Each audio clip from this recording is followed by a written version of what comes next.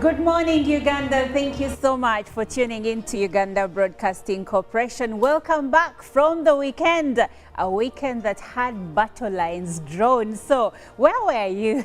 I wonder which side of the spectrum you were at. That is on Friday when we had one of the biggest shows in this country. And if you didn't know, this show and battle was between two singers that are, big in this country, and that is Shiba Karungi and Cinderella Sanyu, and the battle lines were drawn. Of course, many things were said. Fans were also battling on social media. So I'll later on go back to the team and find out where they were. And honestly, I don't expect someone to lie to us. If you are for Shiba, please stay in your lane. If you are for Cindy, stay in your lane. Don't tag yourself on the winner's side.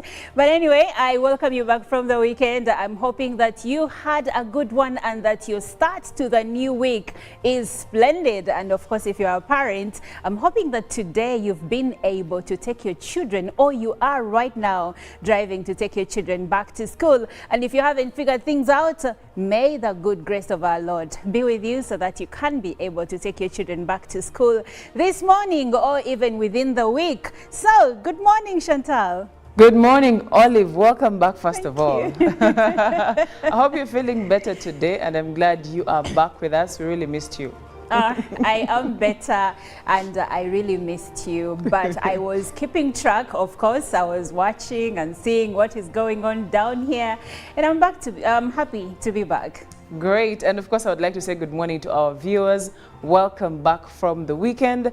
It's about that time that we get into everything that you need to know, and that is what we do every single morning. So welcome to the show and welcome back from the weekend once again. But of course, before I go to Sonko and Robert, where were you? Were you for Cindy? Any day, anytime. Were you for Shiba? Or you were in the middle? Syndicate any day, anytime. Syndicate and any the day. battles on social media. The X app was blazing. Oh my God. The memes. Sonko. Yeah. Good morning.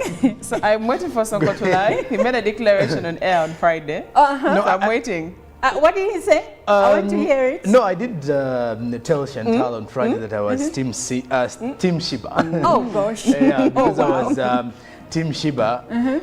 But during the night time, there were some few changes. But nonetheless, I would clearly say I was Team Shiba from the start of the battle on Friday. To the end? That I can't say. But I can honestly say that I'm proud of these two because of the fact that when you come to think of the last 2 years after COVID, we've seen women setting up concerts and they're actually selling out. When you look back last year, we had Azawi, we had Winnie Nwaji, we had Shiba herself at the start of this year. Spice Diana, two nights Shiba, well, yes. So when you look at ladies now selling out concerts like that and bringing different conversations on social media, clearly shows you how fast female music is actually growing. So when we start looking at the likes of the Tiwa Savage in Nigeria and all that, you get to realize that even our artists here in Uganda, or our female artists, have started making huge statements, because now the entire industry was focusing on these two. We even had the Deputy Speaker of Parliament, as the chief guest during this particular battle, which clearly shows you how much it was. But anyways, I'm a very big Vinka fan, so I was only there for a loan. In football terms, it's called a seasonal loan. So I was there for a loan also an period. Arsenal fan. Yeah, they very say exciting. that Arsenal, Chantal, there is that thing you usually say about men who support Arsenal. Apparently, very they loyal. say they are loyal. But in this case, Sonko is not really No, showing because I didn't have, loyalty. I didn't But have I like to, I like to the be fact a that he's neutral. truthful. He has told the truth. He agreed. He has said he was. Even just supporting Shiba started when we were in the middle of the show on Friday. Oh, wow. Yeah. But anyway, of course, Chirabo, good morning. Welcome back. Happy you. to have you, and of course our viewers. Thank you so much. And to the parents that have been able to take back children to school, thank you for doing that. In case you haven't, well, keep trying, and of course you'll make it. Well, Friday, for me, I'll not even go to the music and the artists. because I've been Cindy and I'll be Cindy. Thank and you she so did much. it. But I'll go to something that hurt me as a professional journalist. You know, on some of these stations, this battle was broadcasted live. Yes. But I saw brothers and sisters who work on some radios and TVs making utterances, forgetting that this is a live broadcast. Because people who watched this battle were not only those above 18, since it was coming live to people's sitting rooms. And this is where I want to bring in Uganda Communication Commission. It's not all about regulating profession, qualification, Okay. but we have something to do with content. You know, whenever you go on TV or you're doing something, that's why they say some of us have different lives. That's Chilabo, you will show on TV, here on radio. When you meet, he could be different. But the utterances, most of the MCs, I think some of them were very unprofessional. Some went even to as far as obscenity, uttering out. And that is where he said, if this is how we are taking this profession, then we, the people in this fraternity, are ruining, are barring this profession. There's a time when journalists were known to be drunkos. And those that have lived long will tell you there's a time even Milton Obote, president then, was having some function, and a journalist jumped over the fence and fell down to get booze. There were times in jeans, lousy people. Today we've lifted this profession to some level. I understand when it comes to the profession, some things honestly leave a lot to be desired. But that was the weekend, and now we are back into a new week. Today is Monday, the 18th of September 2023. We are smoothly moving towards Christmas. I know it's too early to talk about Christmas, but all I'm saying is that we are smoothly moving towards the end of the year. Now, there was an incident that happened this year where students of a school in Kasese, Lubiriha Secondary School, were murdered, and of course 5 of them were allegedly abducted. But now what we hear, according to the commandant of a unit up there, it is that hopes to find these students that were abducted are becoming dim and slim, because now they suspect that these students might have been killed. So the parents that were holding on to a thread of hope that their children may be found right now have to deal with the fact that their children may have been killed and may never be found again. And like I said, it was quite a dark time in our country when all these students were killed, and it now saddens us more that even the hope we had of finding others that had been taken alive are now becoming more slim and slim. But anyway, we have a lot organized for you this morning, and of course we will jump into the local stories that we have managed to gather for you this morning. And later on, Chantal will give us an update of international news, and Jerome Paul Sonko will update us with the press review for this morning. And we'll begin with the president of the Seventh-day Adventist Church, Uganda Union, Pastor Dr. Moses Makaka, has asked Adventists to take their children to education institutions that cherish the Adventist theology of education. The president of the Seventh-day Adventist Church, Uganda Union, was officiating at the closing of a 6-day Adventist Church Union Education Convention held at Katikamu SDS Secondary School in Luwero. And moving on, the Bishop of Namirembe Diocese, the Reverend Wilberforce Chicho Luwarira, has visited and held fellowships with Kalangala district leaders and the private sector in the area. Those visited include Kalangala Infrastructural Services Limited, Stanbic Bank's Kalangala branch, and the Kalangala palm oil growers. This visit was meant to reassure partnership between the church and organizations, highlighting their shared commitment to the well-being and development of Kalangala district. Moving on, the Minister for Kampala and Metropolitan Affairs, Sajat Miss Kabanda, has urged Muslim leaders to seize every available opportunity to assist Muslim communities, especially with the recent approval of Islamic banking initiative by the President. She made this statement during a gathering of imams, sheikhs, and sheikhats attended by various government officials and Muslim leaders at Nachivubo Blue Primary School in Kampala Division. In more news, majority of persons with psychosocial deficiencies face extreme conditions of discrimination with limited opportunities to access education, health and employment opportunities. It is upon this background that Jinja City leadership made commitments to champion the rights of persons with psychosocial impairments in line with the Global Disability Summit 2022 commitments.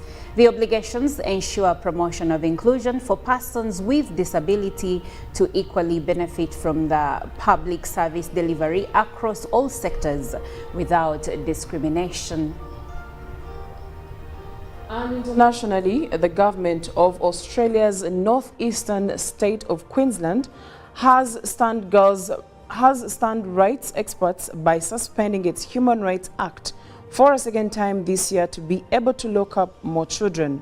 The ruling Labour Party last month pushed through a suite to legislation to allow under-18s, including children as young as 10, to be detained indefinitely in police watchhouses because changes to youth justice laws, including jail for young people who breach bail conditions, mean there are no longer enough spaces in designated youth detention centers to house all those being put behind bars. The amended bail laws introduced earlier this year also required the Human Rights Act to be suspended. The moves have shocked Queensland Human Rights Commissioner Scott McDougall, who described human rights protection in Australia as very fragile with no laws that apply nationwide. Away from that, U.S. National Security Advisor Jake Sullivan has held candid talks with Chinese Foreign Minister Wang Yi in Malta this weekend as the world's two largest economies seek to stabilize troubled relations over trade and militarization of the Pacific. During the 2 days of talks on Saturday and Sunday, Wang brought up the issue of Taiwan, a self-governing democratic island that China claims as its own territory and as a red line that cannot be crossed in Sino-US relations. The US has vowed to defend Taiwan against possible Chinese aggression. The United States noted the importance of peace and stability across the Taiwan Strait, said the White House in a statement, adding that the two officials committed to maintain this strategic channel of communication and to pursue additional high-level engagement. And coming back to Africa, a week after tsunami-sized flash flood devastated the Libyan coastal city Dana, sweeping thousands to their deaths, international aid efforts gathered pace as search and rescue efforts continued. Traumatized residents, 30,000 of whom are now homeless in Dana alone, badly need clean water, food, shelter and basic supplies amidst a growing risk of cholera, diarrhea, dehydration and malnutrition, United Nations agencies have warned.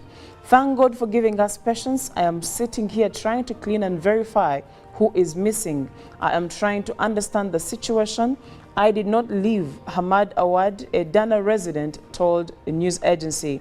In this city, every single family has been affected, one resident, Muhammad Al-Dawali, told the other news agencies. And speaking matters climate, thousands of protesters kicked off Climate Week and filled the streets of Midtown Manhattan on Sunday ahead of the UN General Assembly this week, calling for President Joe Biden and world leaders to end fossil fuel use. With parades, concerts and banging drums, some of the 15,000 expected waved signs that read "End fossil fuel use and fossil fuel kills" and declare a climate emergency. One man was dressed in a melting snowman warning of rising sea levels. The message was for world leaders to save the planet from the use of oil and gas believed to be driving a warming globe. Sunday's protests were part of a week-long international effort by Climate Group, a non-profit whose purpose is to drive climate change action and stop global warming, with more than 500 protests planned in the US, Germany, England, South Korea, India, and elsewhere, totaling to 54 countries. Organizers of the protesters expect a global turnout of more than 1 million people. That is it for the climate news and also on what is happening in the international scene. Well, thank you so much for keeping it UBC, and good morning, Uganda. Right about now, we delve into the stories that have made it onto the front pages in Uganda. And with that, we start with the New Vision today morning, as the biggest headline is the ministry officials failed to explain billions for unions. How the cooperatives' cash was diverted is a big report with the New Vision today. And then there's also a pictorial of President Museveni pledging to support Ugandan musicians. That is in the New Vision today. Now, furthermore, experts want university scholarships reviewed. There is a report of that as well. And then new rhino born at Ziwa Sanctuary. You can read more of that in regards to Uganda's tourism. And woman on the run over murder of nurse and a businessman.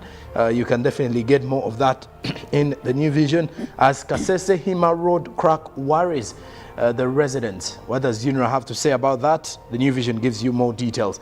Now, furthermore, still moving on with our press review from Uganda, the Daily Monitor.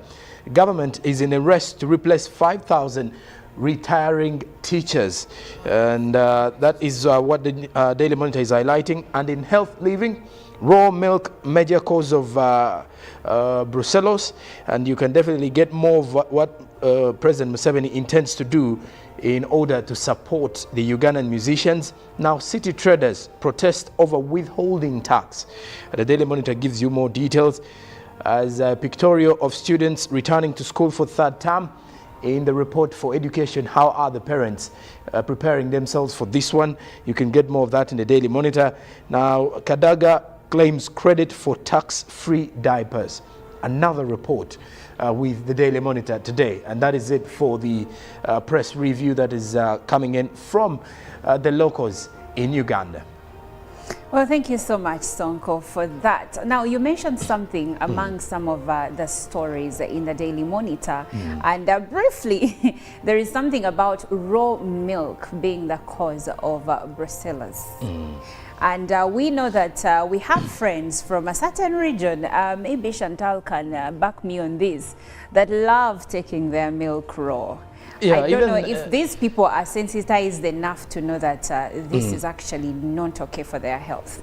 The fortunate bit is that the sensitization has been happening, but also they've been falling sick a number of times, and we've seen some changes. The times some of us used to drink the raw milk, we can't drink the raw milk right now. So there are still communities, especially deep in those areas, that will not believe that this is happening, and it doesn't make sense to them. But hopefully there is more sensitization that can be done. But the cases of people who take raw milk have actually reduced. Oh, that's interesting. Yeah.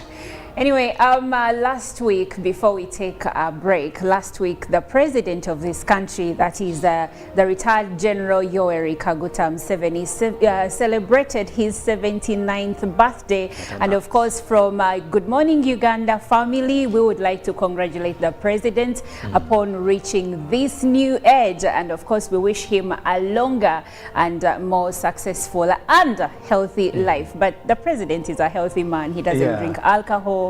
He works out, he minds what he eats. So I'm sure his life is still in good shape, and we are here to see him live longer. Now we will leave you with a song of the day by Joe Wiz, and the name of the song is Lightning. This is Uganda.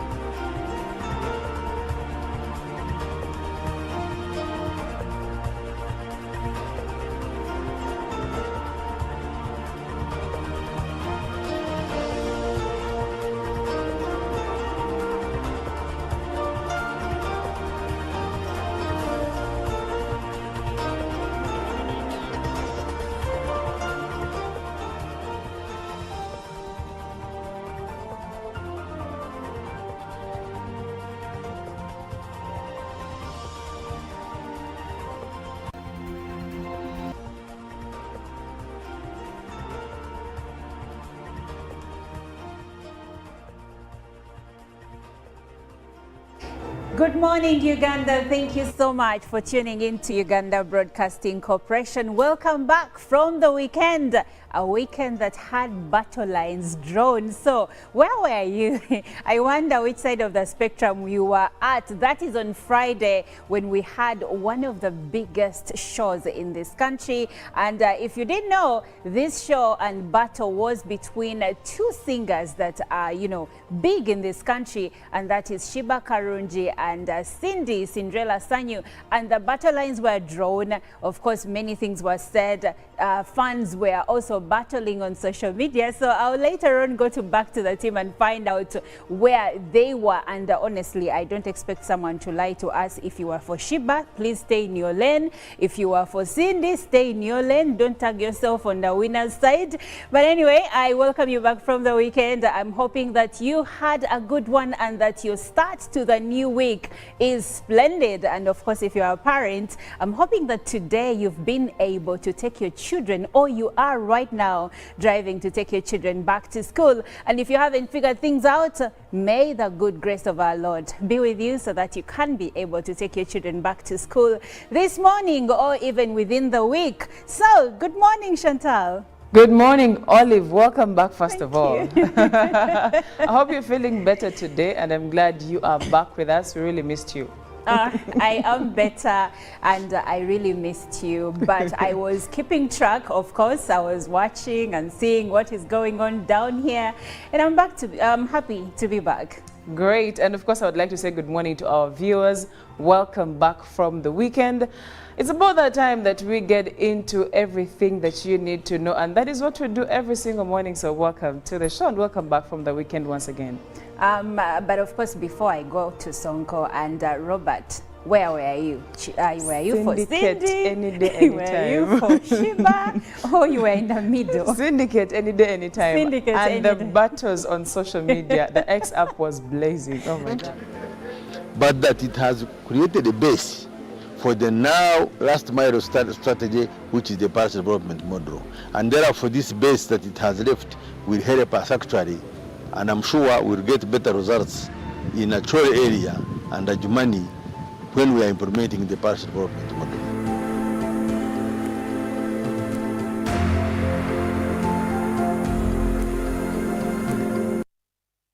What's the best kind of business to invest in? One that connects Ugandans border to border with a high-speed broadband 4G and is the first to launch 5G?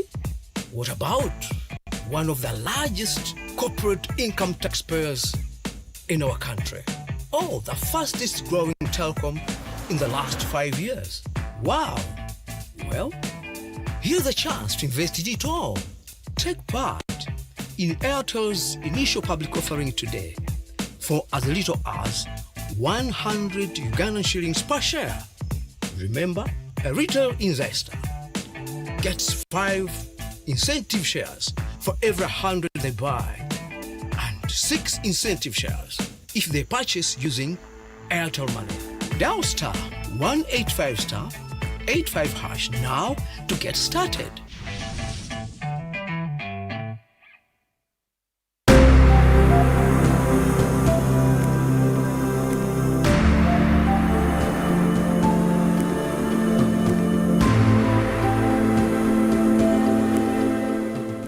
In Bushenyi district, we run a number of programs ranging from service delivery to wealth creation.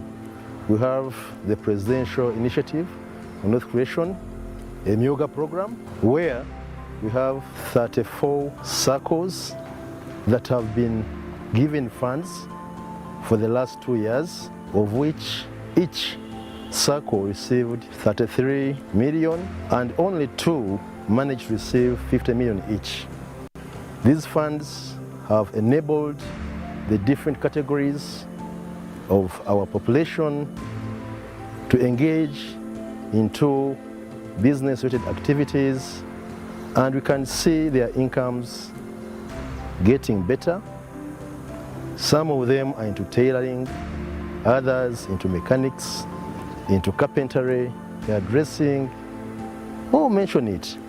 And so far, they are running their enterprises smoothly.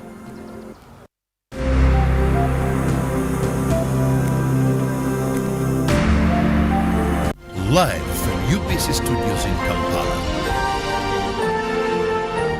This is Good Morning Uganda.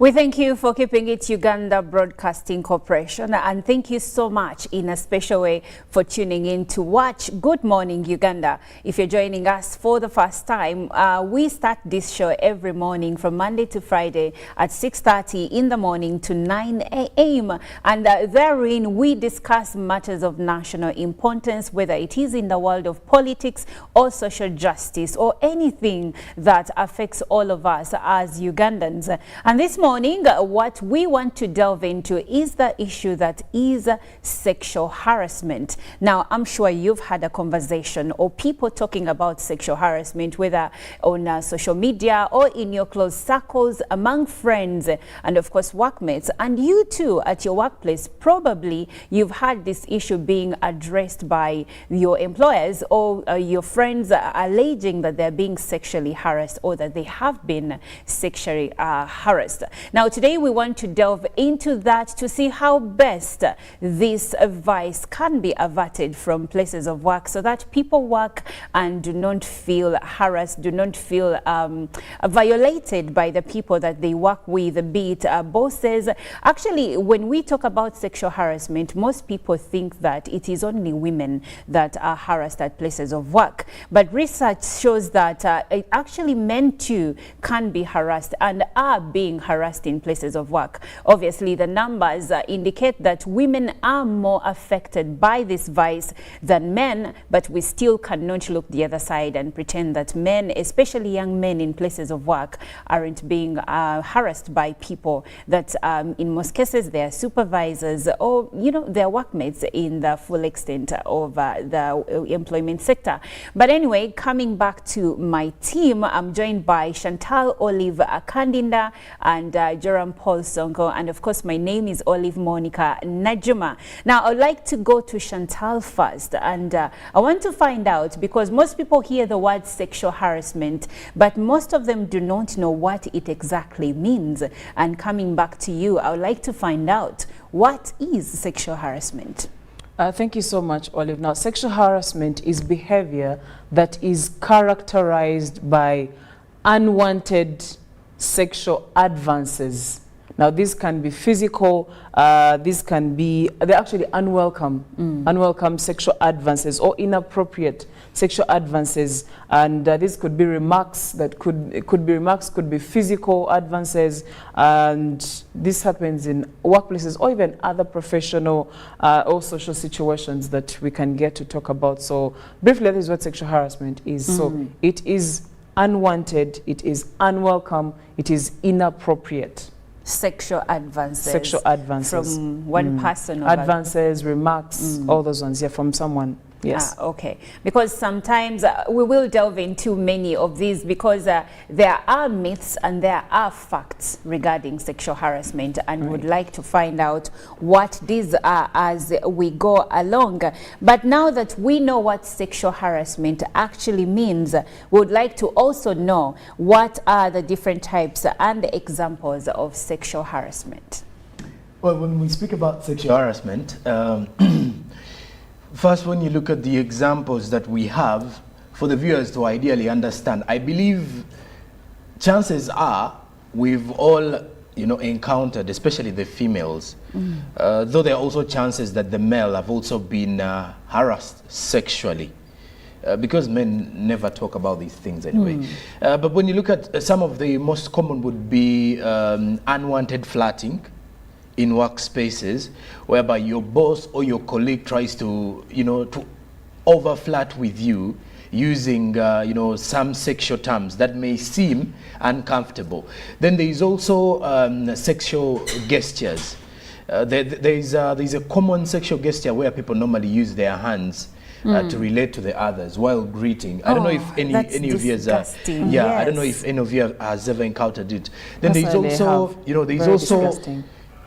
there's a different type of sexual harassment in a way someone looks at you. And they are trying to communicate something. At times I hear females saying that there's a way he was looking at me thinking he's romantic, yet it was just irritating or annoying. So those are some of those clear examples if you're to look at that. Then there's also those unwanted advances where you may be seated in office, you can as well be a man, and this female comes and touches you, a certain way. Or this, back in school there was a very common trait of some boys, where when a girl child was actually at the canteen was buying something, a boy would just stand behind them and try to, if the best way I can actually say is they try to rub themselves on this young girl, and all in the name of we are too many, we are too many, But and you're seeing boys are pushing even when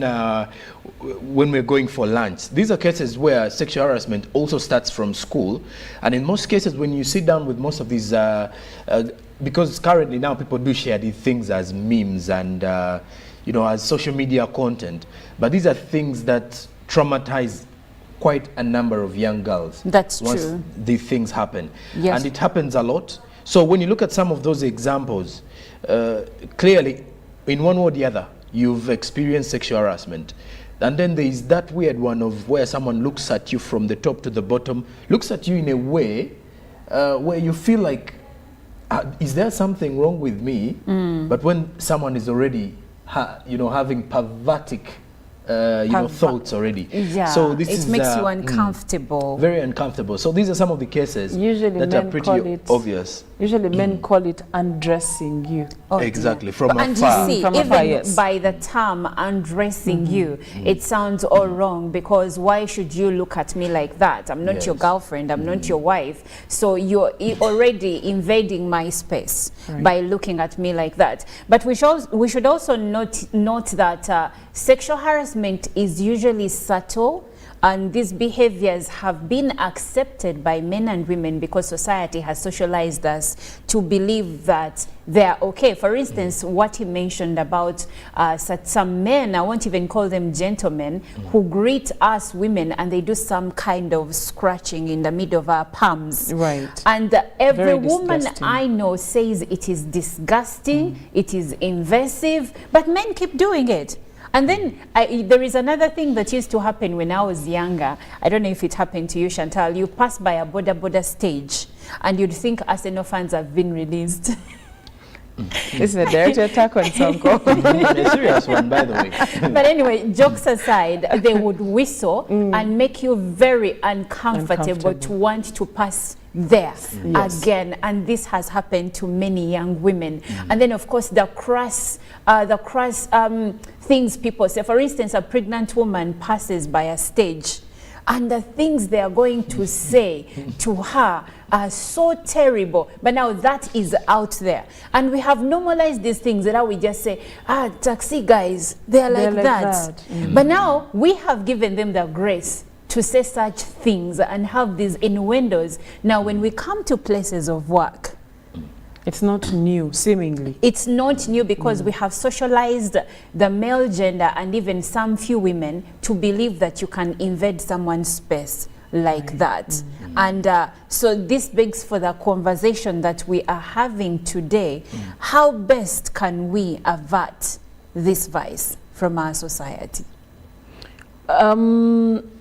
The challenge I face with some of these things is that we have company policies that are supposed to be put in place, HR policies that are supposed to be handling these things. The unfortunate bit, you will realize that these policies do not seem to work, especially if someone tells you, do you have evidence? Now, that is the part that gets tricky, because honestly, I was not ready to be harassed, so I did not record anything. Also, there are certain advances that you will even find hard to explain to someone. That this is what, I mean, how do I explain that he looked at me in a flirtatious way? That's how true. do you explain that? But the person did. Yeah. You have no way of reporting that or explaining that. So it gets a bit challenging in our workplaces because you don't know how and where to start from. Now, if you are someone who is in the media, you will definitely agree with me that a lot of sexual harassment happens in this industry. That's true. And these people, you know, the person who is harassing this person structures you to feel like they are helping you. It's for a moment, or in a way, they manipulate you into thinking it is actually okay for you to be harassed and feel like you're being helped, yet you're actually being victimized and preyed on. Now that's the challenge I'm facing. But your question was, how do we, you know, work this through? One, let's strengthen our policies in our companies and make sure that these policies are actually working policies. And also, when the other challenge also would be, what if I come to you, there is a policy, and I am lying? Take an example. Right now, if a woman woke up and said, this particular man raped me, the whole society will gang up against this man. And maybe it is not true, but we have it that you know, these things happen and all. So we have to go back to, how do we streamline these things? How do we keep the victim in check, and how do we keep, I don't want to call them the prey, but how do we keep the prey in check? Or the person who is Praying. Literally it's praying. How do we keep these people in check? Put policies in place, but also implement these policies that you are putting in place. And also, let's have fair, how can I call them? Fair investigations. And in certain workplaces where some of these things happen a lot, let's put cameras. Let's use an open door policy. When you say cameras, I'm trying to think of it. For instance, sexual harassment, like we said, is subtle. Some of it is extreme to a degree where rape happens, but in most cases, it may be subtle things that, like you said, you have to put 1 + 1 together, and the burden of proof is unfortunately on the victim. And when you say, let's put cameras, people usually know the workplace. For instance, if I know that the pantry has cameras, I'll not do anything. I'll not do it. You see? But and this is to help control, at the very least. If someone was to do something in the pantry, they may not do it. If someone was to do something in the corridor, they may not do it. It helps to reduce. Okay, now that is the start of someone brushing themselves on you in a certain way, touching you in a certain way. But how about when it comes to things like the boss? He's calling the shots, you're reporting to him, okay? He is the power, for lack of a better word, and he is the person who wants to prey on you. How does someone handle that? Sonko, what would you say? Tough times, really. You know how tough it is, because when it's your boss who is trying to, you know, create that uncomfortability for you to work, however much you raise your voice at times, to these bosses, once you start raising your voice, the chances are he's going to start threatening you of how you're going to lose that job. And in most cases, we've also had workspaces whereby immediate supervisors are the ones in control or are the drivers of this sexual harassment kind of thing. And in situations whereby if you try to report, they start, you know, reporting or making false reports about your efficiency, even when other employees are actually seeing you actively working. You know, it's more like a man who has been rejected or an individual who has been rejected. Right. When everyone has been rejected, they tend to become bitter in the first few months or first few occasions. It's a shaming, so they turn the shame into anger. Exactly. Yes. So what happens is the boss may either threaten to to fire you, and at times it is really hard when you come to think of it. For me, when we've started this conversation, my first idea was looking at the fact that humanity is now losing shape and focus, especially when it comes to how people look out for these personal things that are supposed to be by consent. because as a boss, I want to believe most of these bosses are either family men, by the way, or family women who also have children somewhere. Why I'm bringing in the humanity element is at times there is something we need to, you know, think about the trauma that comes with making someone uncomfortable with the way you do things. Because I, for one, I'm a bit, you know, a shy person when it comes to doing certain things that are going to make someone uncomfortable. Because at times you will feel guilty as a person, unless you're really, really shameless to the fact, to the end that you won't really care that if someone is saying, please don't do this to me, and then you go continue, ahead you go ahead. So I feel like you've mentioned earlier, Olive, is that society has shaped us in a way that we are very okay with certain things. However insultful they are, however uncomfortable they may seem to be, people are so comfortable with using vulgar language. And being vulgar overall. Exactly, vulgar overall. And there's also some few myths and misconceptions when it comes to this kind of harassment. Yes. Something to do with the fact that at times we think it's only men who harass because of the multiple, you know, cases. Yes. Now, before we dig deeper, because I would like for us to actually really look at what myths are, what myths there are when it comes to sexual harassment, but also what facts. But before we delve into that, I would like to invite you, our viewer, to join this conversation. And you can WhatsApp us or text us through the X app, and the hashtag there is UBCGMU. Now, if you're to WhatsApp us, the number is 0709602592.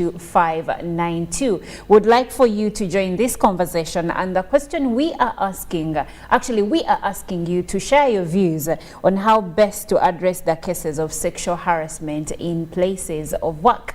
How best can we address cases of sexual harassment in places of work? Because all of us are working, all of us are aiming to work or have children that are working or relatives. So how best can we help them? How best can we ensure that this vice is, I call it a vice because it is violating someone else's freedom. And of course, at the end of the day, it makes some people even quit jobs or even fear to go back to work. So how best can we avert this? Now, coming back, Sonko, you were sharing something.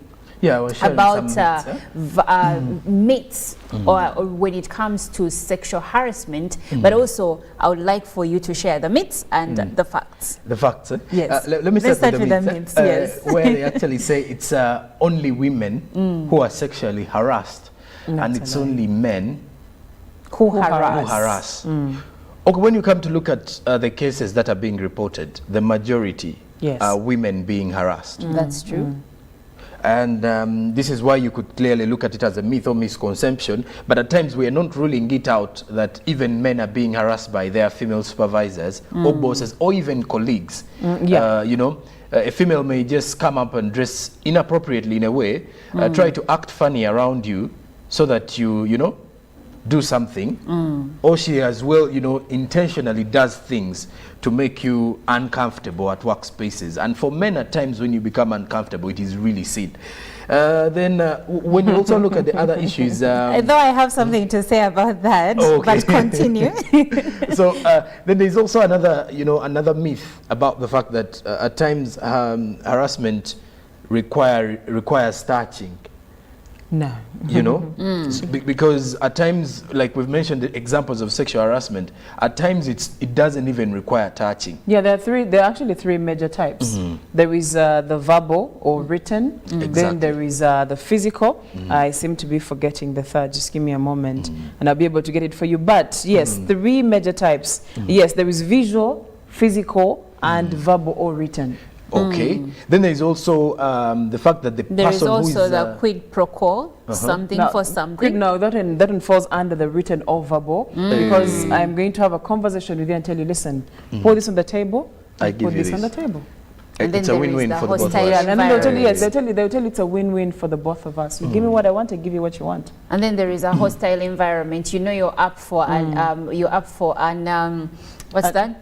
a promotion, and someone says, well, I hold all the cards. If you want the promotion, this is what you have to do. Exactly. It is like the sex for marks in universities. Yes. And then there's also something to do with a person who's, another myth is that the person who is being harassed is the only victim in the picture. That's not true, yes, as well.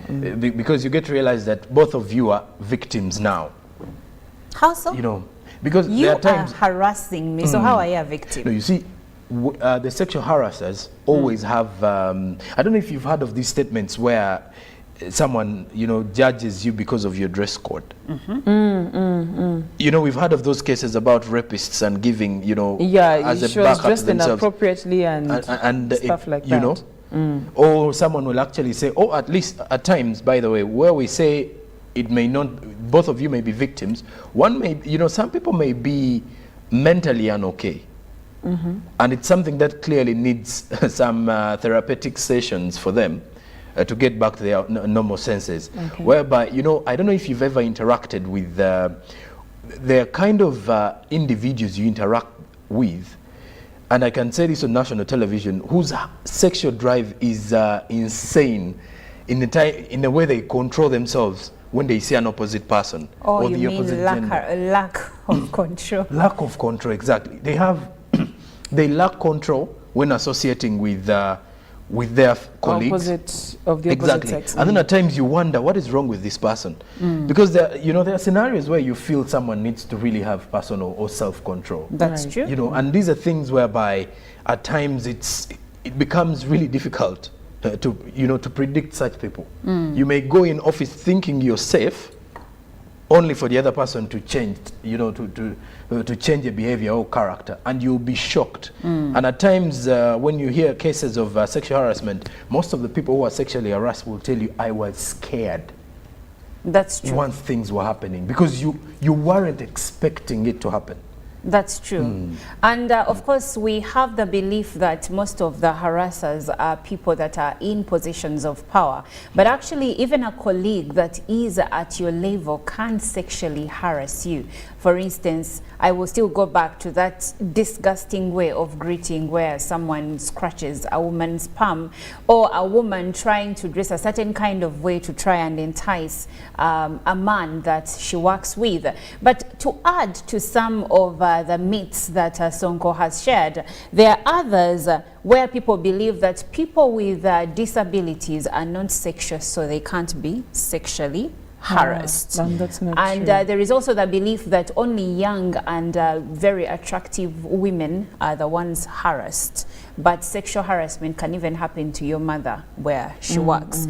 And of course, there is people believe that if she didn't report it, then she wasn't. Exactly. And of course, there are others who say if she can't recount everything that happened, then that was not sexual harassment. That's what you talked about in the beginning when you said that sometimes you can't really tell that because this and this happened, and you believed, because some of these things, like we said, are very subtle. So sometimes it's going to be hard for people to actually believe you, because, like you asked, how am I going to tell that someone sexually harassed me because of the way they looked at me? Yes. Yes. How do you report that? Exactly. And these and many myths are out there. And there is this one which says, if it really happened, where people say that straight people do not harass gay people.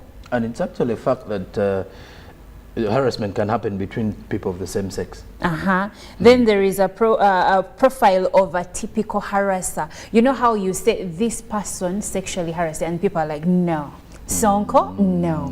The Sonko we know does not look like someone who can do this. But there is no profile of not written on someone's forehead. The time I was interacting with some females who looked at a gentleman and they said, according to the way he talks, he had invited them over for an interview. They were like, according to the way he talks, he sounds to be a sexual harasser. And I was like, why is this? They were like, we've interacted with, we have the kinds of him. Post-traumatic, we've interacted with people with the same kind of personality, and they are ending up in the same kind of boat. But you see, he could actually be misjudged. Exactly. So it is really a stiff climb for both men and women when it comes to sexual harassment, because the burden of proof, like we said, is on the victim. Now that we have shared the myths, let's look at some of the facts when it comes to sexual harassment. Well, there's an interesting fact here which says retaliation against harassment victims is illegal. The retaliation against harassment victims is illegal. That is after or in the in the moment, because you can't tell me that I'm not going to defend myself. I should let someone harass me in the moment. That's not no, about it is to happen. retaliation of harassment victims is illegal. I think what it means, if someone says he's the victim of harassment, you, the harasser or the accused, alleged harasser, retaliating against them is illegal. Now becomes illegal.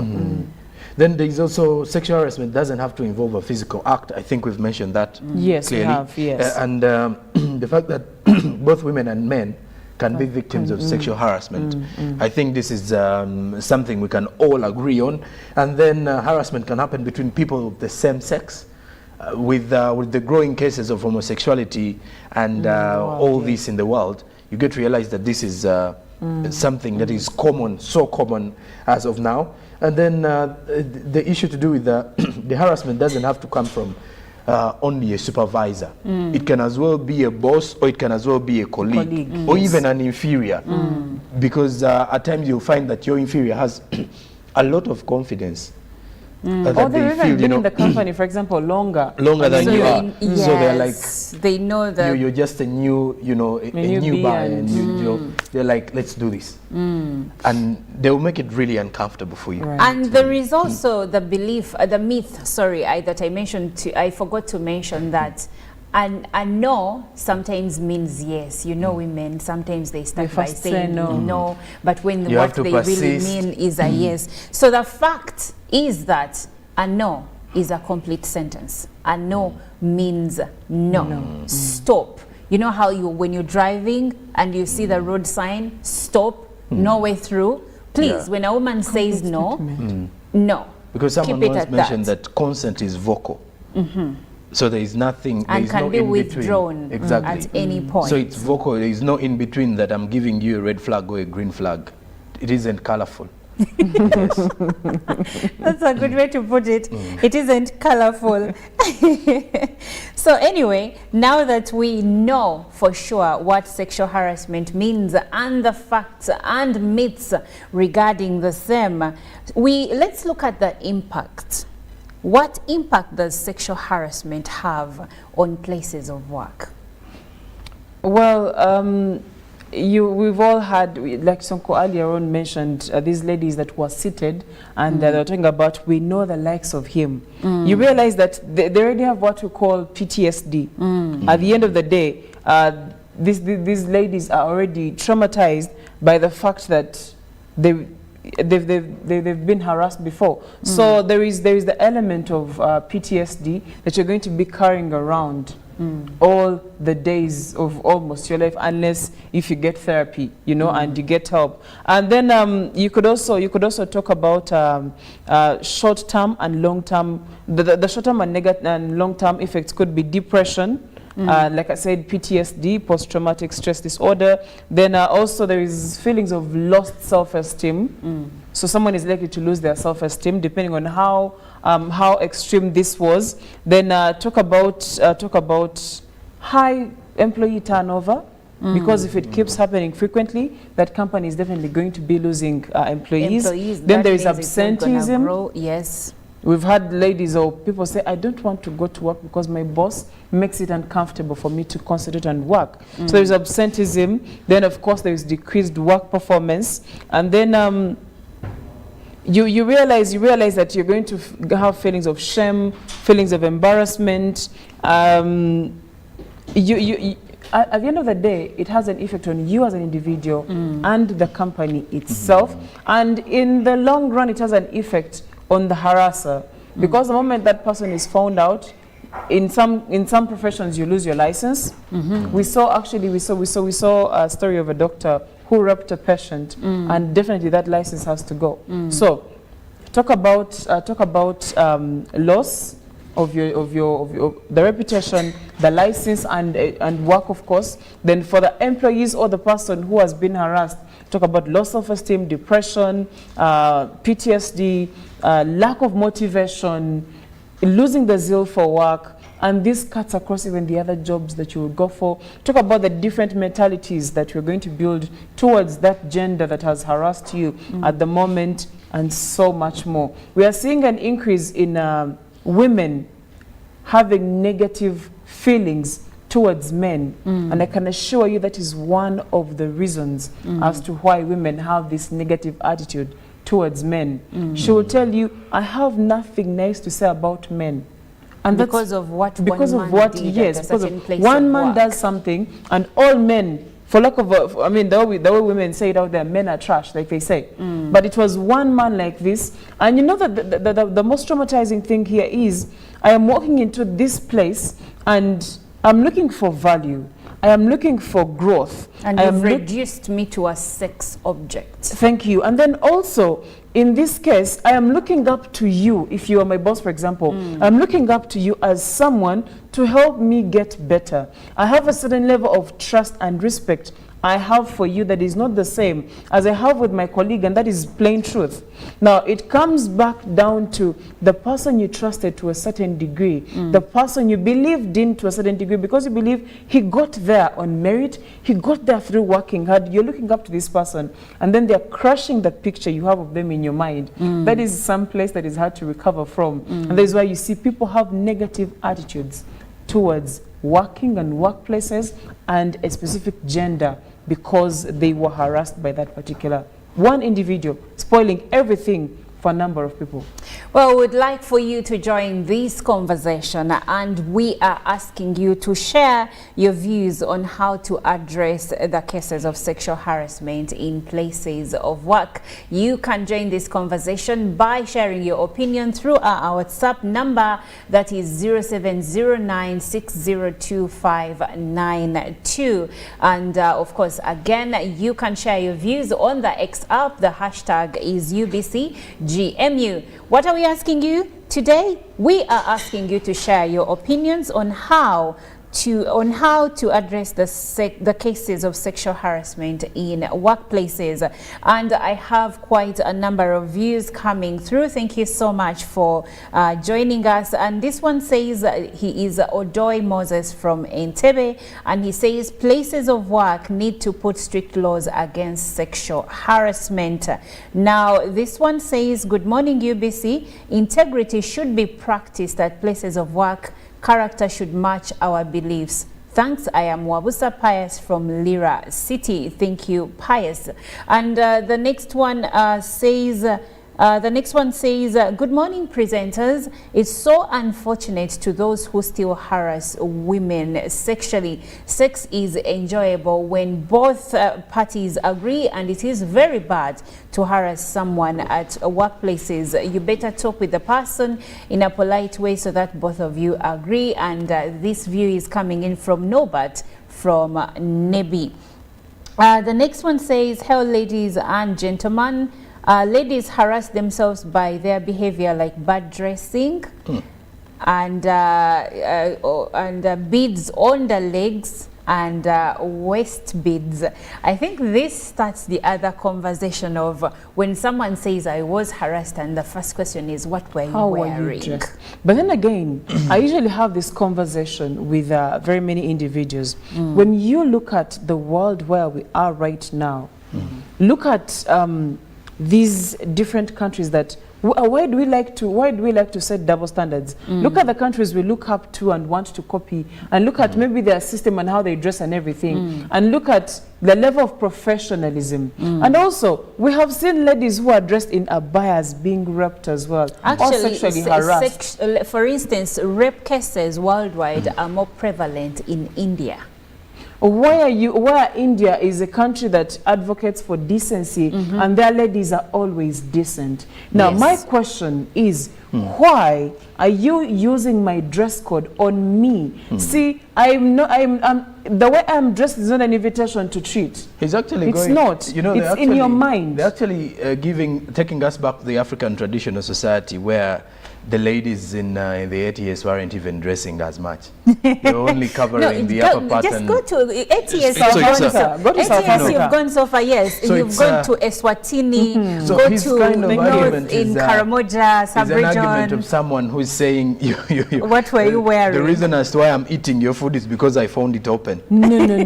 You see, understand? That's So what I was trying to it say. is, you have to beg for something before you take it. Leave alone that. It's at times, even if you find a plate wide open, it doesn't mean that it's your food to eat. Okay, but also there needs to be, we also need to take responsibility. Now, don't get me wrong, I'm not saying that women should be skimpily dressed in places of work, but also us, to a degree, we need to take responsibility, honestly. You're going to work and your entire cleavage is out. And this is really a very sensitive thing for me to say, because people will say I am blaming the women, but I am not. But we have to take responsibility. If you're going to show it all, you are creating a very loose space for people to come into and invade your space. So let me ask. Yes. We have men that we work with here. They come in very well dressed. Yes. Where does sexual harassment start from? When a woman starts to harass a man, does that man come in his PJs or in his Sweatpants. boxers or No, sweatpants or picture something? this. If does a he come with workmate- his chest out for me to? If a workmate showed up, of course, like we said, sexual harassment presents itself in different ways. Exactly. If a gentleman showed up, because even women, we have eyes, and like let's say he's wearing his shorts that are supposed to belong to the beach, and he has brought them to work, and I say nice legs in some kind of sexual, you know. When you sexualize the compliment, Exactly, yes. and that's what men do. Your cleavage is out. What do you expect him to do? But I'm looking at it from the angle of it all starts from our minds. I'll also say this: life is 99% what happens to us, and 1% how we react to it. So I have seen a lady with a cleavage, and then what? It's supposed to be mind over matter. You see, it doesn't, how many women are you going to sexually harass? Because you're not going to be in control of how many women dress inappropriately. Also, this is where the policies come in a workplace.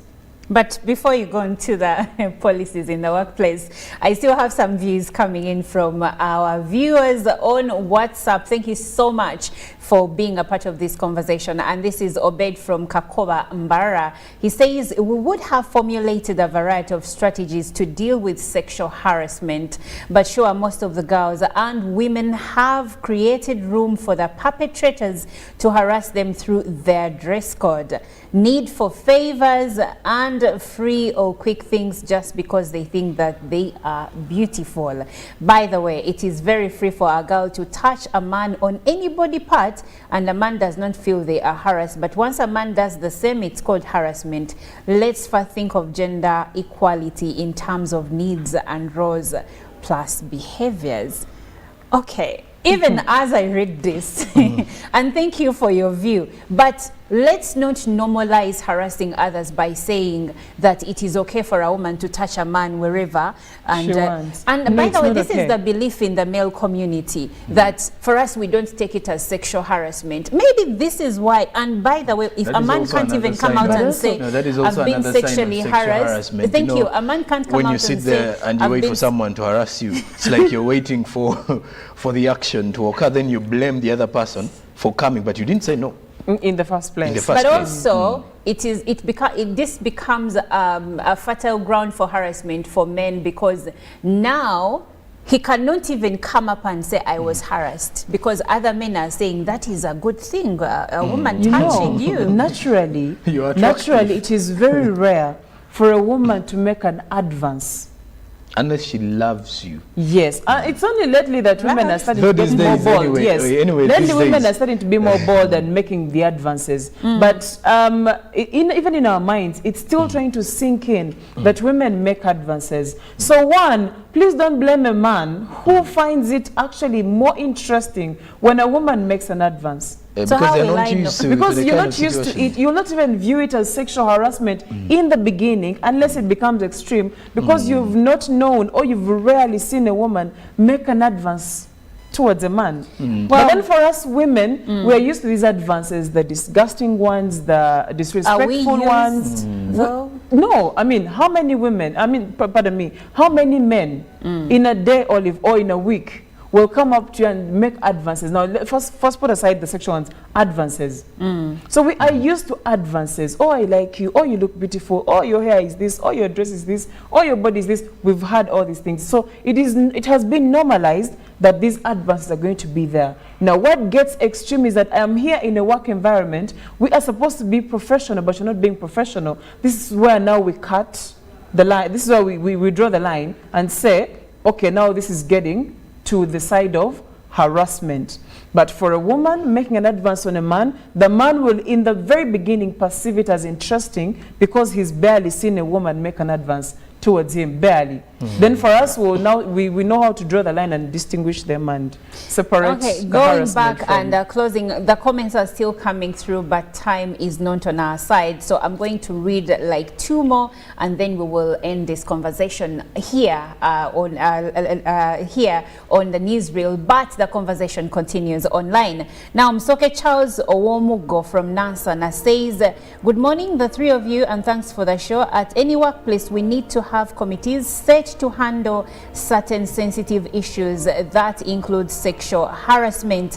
And Eric from Luzira says, "You know, this sexual harassment normally happens at sites because people take advantage of their positions to exploit both genders, thus putting cameras at work places may work, but are we going to put it in toilets and bathrooms because these couples normally agree?" Now, that is a different thing. Agreeing is different. Thank you so much for your views. Thank you so much for weighing in on this very pivotal issue. The conversation continues online. And as my parting shot, I would like the places of work, like Chantal suggested earlier, to have policies that are garnered towards averting sexual harassment vices. I remember where I used to work, we had whistleblowing avenues where you could report sexual harassment. And of course, if there is an avenue for you to collect and gather evidence, anything that can help you prove your case, please do it.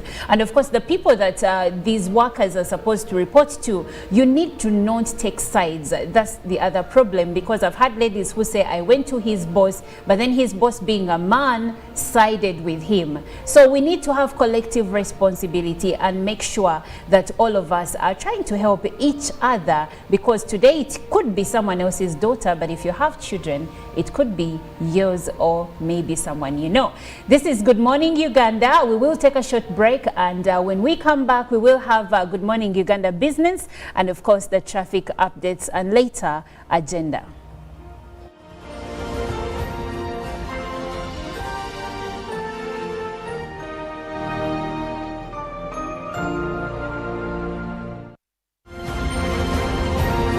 Live from UPC Studios in Kampala, this is Good Morning Uganda. What's the best kind of business to invest in? One that connects Ugandans border to border with a high-speed broadband 4G and is the first to launch 5G? What about one of the largest corporate income taxpayers in our country? Oh, the fastest growing telecom in the last 5 years. Wow! Well, here's a chance to invest in it all. Take part in Airtel's initial public offering today for as little as 100 Ugandan shillings per share. Remember, a retail investor gets 5 incentive shares for every 100 they buy and 6 incentive shares if they purchase using Airtel Money. Dial star 185 star 85 hash now to get started.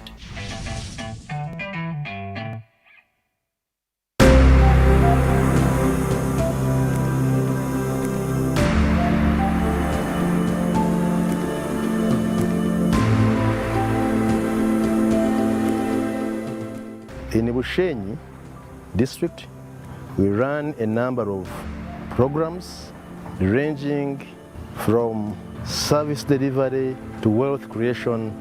We have the Presidential Initiative on Wealth Creation, a MYOGA program, where we have 34 circles that have been given funds for the last 2 years, of which each circle received 33 million and only 2 managed to receive 50 million each.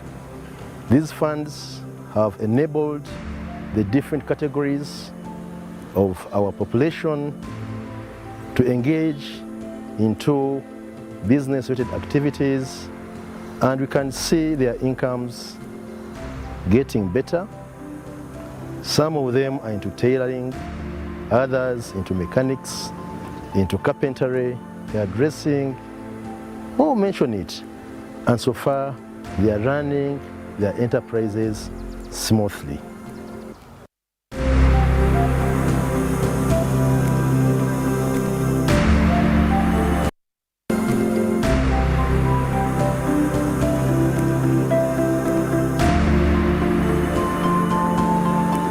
So this is my general perception. One, that this project entered in strategic areas of government, but that it has created a base for the now last mile strategy, which is the parish development model. And therefore this base that it has left will help us actually, and I'm sure we'll get better results in a Chole area and Ajumani when we are implementing the parish development model.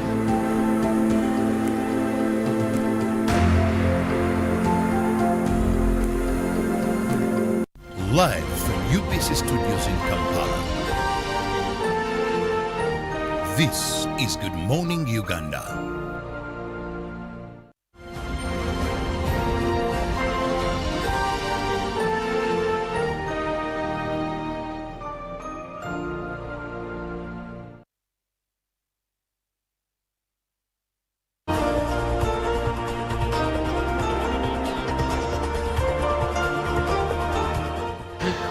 Well, I have some business updates for you this morning. It's a brand new week. You're watching Good Morning Uganda. It's the GMU business update, and at this particular moment in time where we get to understand what is happening in the world of business. A lot has been happening when you come to think of the entire happenings across the world, as much as you look at the different kind of news that is making headlines in Kenya. From the side of business, the fuel prices that side as well, and also the cost of living within the East African region. Now that students are getting back to school this particular week, you get to realize as well that there is also something to do with the cost of different commodities or different school requirements, as well as the school fees itself. It's third term as well. But we wish all the parents all the best as they are taking their children back to school. But now let's get into some of the business headlines within the country. The Minister of Agriculture, Animal Industries and Fisheries, Animal Husbandry and Fisheries, Frank Tumwebaze, has expressed his approval of a collaborative approach, emphasizing the potential to benefit countries, ensuring animals receive joint treatment.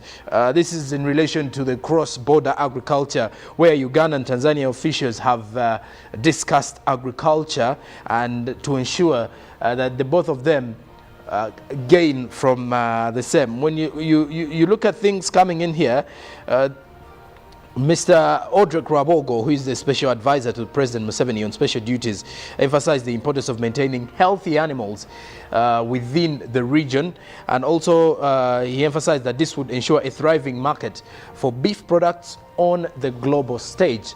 So as you look at Tanzania as a country, by the way, they do export quite huge amounts of beef products annually.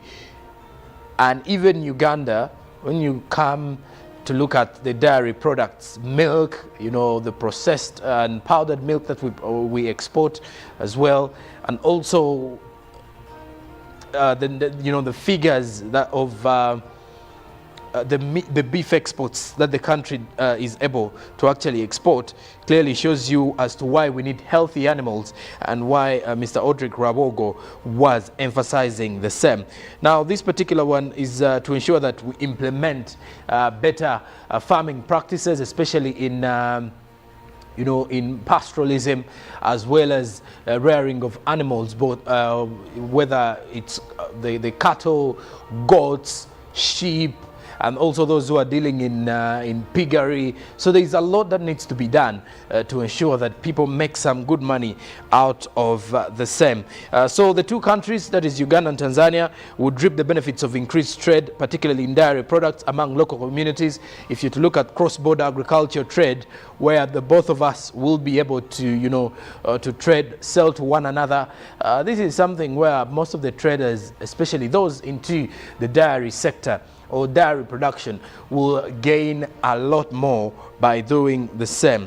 So this is something that you look at and say, well, we shall wait and see the results from the same to clearly see how far the country will be going when it comes to this cross-border agricultural trade. Now, summing up with our business of this morning, we look at the Forex market. Close of business Friday as the markets reopen today. As you're heading into the Forex market, how will you find the dollar buying and at what rate will it be selling? Now, starting off with the US dollar, it was buying at 3,724.71 shillings, while selling at 3,734.71 shillings at close of business. Then the Great Britain pound, buying at 4,628.68 shillings, while selling at 4,641.12 shillings. The euros buying at 3,969.79 shillings, while selling at 3,980.45 shillings. The Kenyan shilling, on the other hand, buying at 25.37 shillings, while selling at 25.44 shillings. The Tanzanian shilling buying at 1.48 shillings, while selling at 1.49 shillings. And then the South African rand buying at 196.18 shillings, while selling at 196.7 shillings. So that is it with the business update of this morning. But as we're summing up this particular time, let's get into the press review, looking at the front pages of the papers this Monday morning. New Vision: how cooperatives' cash was diverted. Ministry officials failed to explain billions for union. More of that report in the New Vision today. Kasese Hima road crack worries residents. There is more of that in the New Vision today. Furthermore, President Museveni pledges to support musicians. There is a pictorial of the president meeting some of the musician leaders together with the First Lady. Then also, experts want university scholarships revealed. As new rhino born at Ziwa Sanctuary. You can read about the rhino and how many rhinos are at the sanctuary, by the way, still with the New Vision today. And then, woman on the run over murder of Nansana businessman. Which woman is that? The New Vision gives you more. Then let's look at the Daily Monitor as well. At the front pages of the Daily Monitor, the headline is Government in Rest to replace 5,000 retiring teachers. Is the Daily Monitor giving you. Now, in the healthy living, raw milk major cause of brucellosis. You can get more of that in the Daily Monitor. President Museveni pledges to support musicians as city traders protest over withholding tax. Now, Kadaga claims credit for tax-free diapers. That is in the Daily Monitor as well. As Africa moves to wean itself from the vaccine imports. Then also the others, there is a pictorial of students returning to school for third term in the education. So how are parents preparing and how are schools preparing themselves for the third term? More of that with the Daily Monitor this morning. Now let's cross the borders and head first to Kenya with the Daily Nation. The Daily Nation is showing end of an era, death of trade unions is the headline for what is being highlighted in the Daily Nation. Then cracks in Kenya Kwanza over taxes and cost of living, as well as fuel prices. I did mention something about that, as it is actually the current cost of a litre of petrol in Nairobi is at 211.64 Kenyan shillings. That is actually becoming a very key concern in Kenya, and you can read more of that in the Daily Nation. Now also KCPE Mathematics and KCE Chemistry is inside the Daily Nation today. As in rugby, Kenya beats Zimbabwe to qualify for Paris Olympics. That is in the Daily Nation. Now lastly, from our press review, is the Citizen newspaper in Tanzania. Investment inflows hit 2.33 trillion Tanzanian shillings, according to what the Citizen is reporting. Then in the Your Health magazine, more men in Mara turn to medical circumcision. Why is that so? The Citizen gives you more. Now the headline is the bigger headline is ways Tanzania can attract more private capital. More of that as Samia speaks up against early pregnancies is also a report in the Citizen today. Now there is also another report where smiles for 45 women after successful IVF at Kairuki Hospital. That is what the Citizen is highlighting today for you. Now, well, for the parents out there and for the business community that are rushing to work, it's Monday. Normally Mondays are very busy. And I'll take you to Olive to take you through with the traffic update of this particular morning. Thank you so much, Sonko. And by the way, you look dashing in that navy blue suit. It is not sexual harassment. Thank you very much. I love the green dress as well. Oh, thank you so much. I should get myself a green suit soon. Touch color. Don't do it. But anyway, thank you so much for joining us. This is Good Morning Uganda, and it is time for traffic updates. My name is Olive Monica Nejuma to take you through the route of Chireka, that is along the Kampala-Jinja Highway. Now this morning, being that it is the first day of school, I realized that even when I was coming here, there was more traffic that early morning around 5 a.m. than usual. So it means many parents were already, rushing to, beat the traffic that comes up later on in the morning and taking their children to school. Now we will pick it up from Chireka area, that is Kampala-Jinja Highway, and as you can see on this map, we will start from the road, the feeder road that joins the Jinja Highway, that is Chibule Kamuli Road. And you can see there are orange zones there, which are indicative of a traffic buildup that is coming to feed into the Chireka, the main road in Chireka Trading Center. Now, as you can see there, the orange zones build into a red zone, and the red zone is indicative of a traffic holdup, and it goes all the way into Jinja Kampala Highway. Now, as we go along the Jinja Highway itself, as you can see there on your screen, from Kamuli Road, from where the section where Kamuli Road joins the main Jinja Highway, there are red zones indicative of traffic holdup, meaning that if you are going to town, coming to the business district, the heart of town, you're going to be held up there. And actually, even if you are traveling to Wegere side, coming from Banda, Nakawa, from town, you are also going to be held up there, because as you can see, there are red zones on both sides of the road, which means that on either side you're going to find trouble. Yes, the zones go along, but now on the side that comes to town, there is that deep red zone you can see there, which shows that the traffic here is even more intense. That kind of traffic that sometimes compels you to switch off your engine and just wait and pray that the cars ahead of you are moving. Now, as we get to Banda, the traffic continues and it is steady fast. It's not letting loose.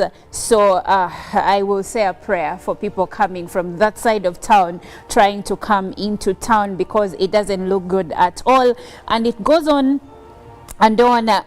It goes on and on for quite some time all along the Kampala-Jinja highway. The red zones become deep red zones, meaning that, yeah, it's not looking good. Now, when we look at the area that comes from Chambogo Road, still joining into the main Jinja highway, it still shows that there is traffic feeding in from Chambogo side coming into the main road. So there you are going to be held up for quite some time. And when you look at the area around National Drug Authority offices, that is in Nakawa, the traffic is still intense there. Now, as we approach the section that is around Spear Motors, you're going to find that there is still traffic coming in from Ntinda Stretcher Road, and also that is intense. All along that Matters Way Road, it is still intense. The traffic build-up there is a lot. But if you're going to the side of Ntinda, then for you, you're in luck, because there is no traffic there. Now, as we continue still along the Kampala-Jinja highway, there is a little bit of space, breathing space for you to drive and come into town. If you're coming from Katalima Road, the road looks very clear. If you're going to the areas of Naguru, most sections of that side are very clear. But if you reach Total Energies in Nakawa around and also around Nakawa Business Park, now coming from Newport Bell Road, as you join the main road, there is some bit of traffic there. So you will be held up for a bit, but it is because of the traffic lights, and then you will be able to move. Now, going along the Jinja highway again, then traffic loosens up, so you will be able to step on your gas pedals and be able to move. It looks very clear.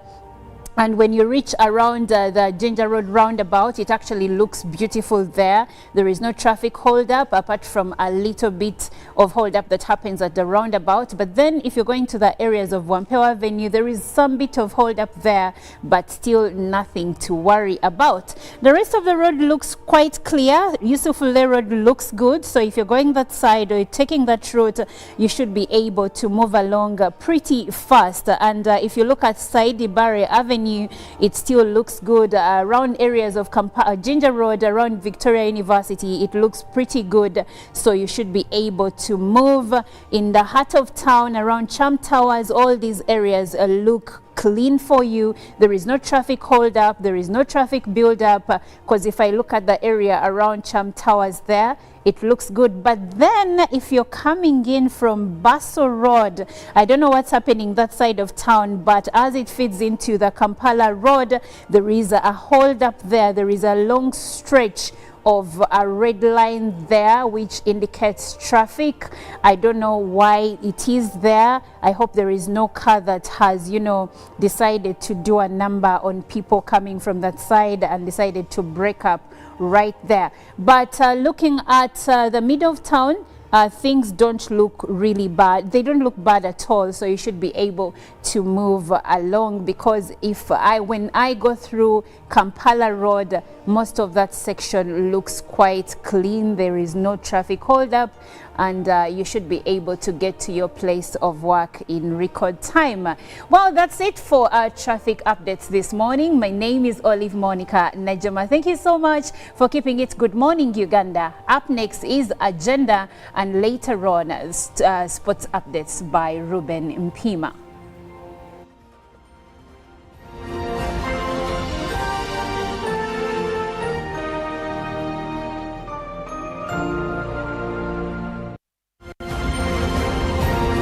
Live from UBC Studios in Kampala, this is Good Morning Uganda.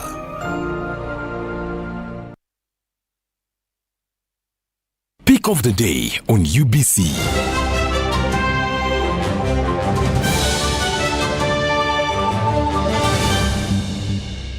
was brought to you by MTN Momo Pay is the easy way to pay. Dial star 165 star 3 hash or use the MTN Momo app. You don't need cash. MTN Momo Pay is safe and free.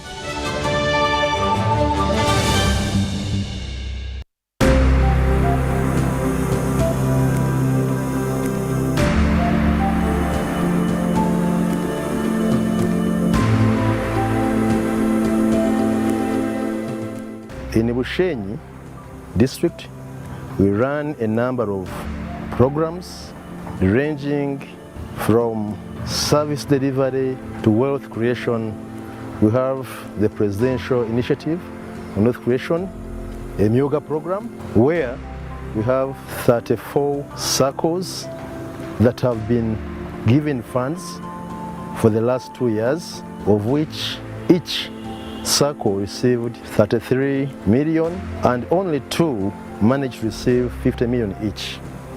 These funds have enabled the different categories of our population to engage into business-related activities, and we can see their incomes getting better.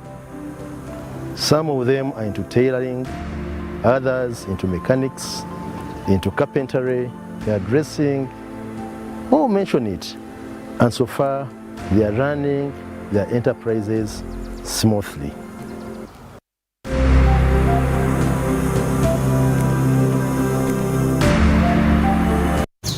Nibanyita kana niyita says Nwagaba, commercial officer, Abantungamo district government. I am Sez Nwagaba, the commercial officer for Ntungamo local government. I express my gratitude to God for this platform and the MYOGA initiative brought to us by His Excellency Yoweri Kaguta Museveni, as it has positively transformed the lives of the people in Ntungamo, whom I have known for a long time. When you visit the beneficiaries of this program, you can easily witness the significant positive changes in their lives. The audit report demonstrates that despite their leader being deaf and blind, profits are being made, highlighting how this program has actively engaged and evolved every individual. Initially, we received 2 billion and 650 million Uganda shillings. Each constituency received 530 million Uganda shillings. I would like to express my gratitude to this platform for providing us with the opportunity to share information about the MYOGA program. Our special thanks go to the President for initiating the program, and additionally, I would like to mention that there are numerous similar projects in Rubare and Ntungamo. UBC is the national public broadcaster. We educate, inform, entertain, and inspire our audiences. You can watch us on free-to-air channel 001, DSTV channel 282, GoTV channel 371, Star Times channel 201, Zuku TV channel 20, and Azam TV channel 350. Even when your subscription expires, you can still watch UBC for free on your pay TV platforms. A new dawn on Behind the Headlines with me, Timothy Nyangweso. Every Wednesday, live in our studios in the heart of Kampala, we have conversations that have analysis, explanation, but not every truth is fact, and not every fact is truth. Every Wednesday, 10 p.m. on your public broadcaster.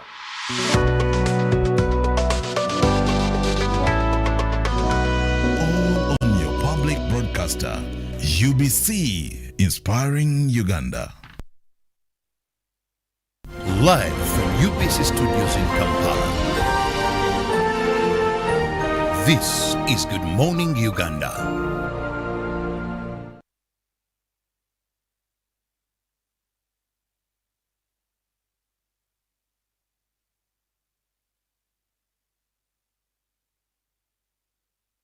Live from UBC studios in Kampala. This is Good Morning Uganda.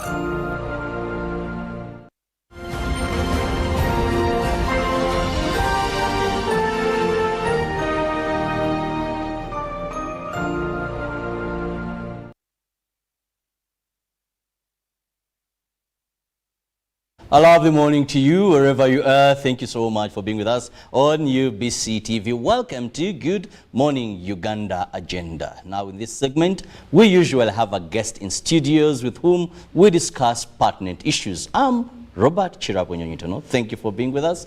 I appreciate those that began with us at 6:30. You're still with us. And in case you have just joined, this is our morning show, so kindly make it a date with us. Tomorrow we are here from 6:30 till the hour of 9, and then an extension of Good Morning Uganda that runs from 9 to 10. Now, this morning, we know many parents are taking back their students, their pupils to school. Others did over the weekend, and many have termed this week as School Fees Week. Some have even come up with some kind jokes. Yes, Headmaster Nyamba, Headmistress Nyamba. There are those that are paying, those that of course are going, help me, be patient with me. It is a very hard week for so many parents. But as we're open for third term, many parents are decrying high school fees. Many private schools, even government-aided schools. At least yesterday I was able to take back a friend's daughter in one of the government-aided school, and I was like, but for real, what difference is there with some of the schools we know that are private? Now, joining me on set to discuss this is the General Secretary, Uganda Private Teachers Union, Mwamura Juma, with whom we are going to dissect this. Why is education becoming so expensive in our schools? And recently we saw activists coming up and urging government to find solutions to this problem. Mwamura, you're most welcome. Thank you so much, my brother. Good morning. Good morning to all of you out there. Mwamura Juma, General Secretary, Uganda Private Teachers Union. I'm honored to be here this morning, especially to speak to the nation about what is happening. I know it is a day, it is a week for taking back children to school, just like you have just provided that preamble. And it is also coming at such a moment when really the economic situation seems to be very worrying across the board. A number of us are really a little distressed economically, but this is the time when it has come, and it's an obligation that requires some money. So really, I am happy that I am part of the discussion. Now, a quick one, something I always laugh about when I have my brother here, Juma. These people were promised some 2022.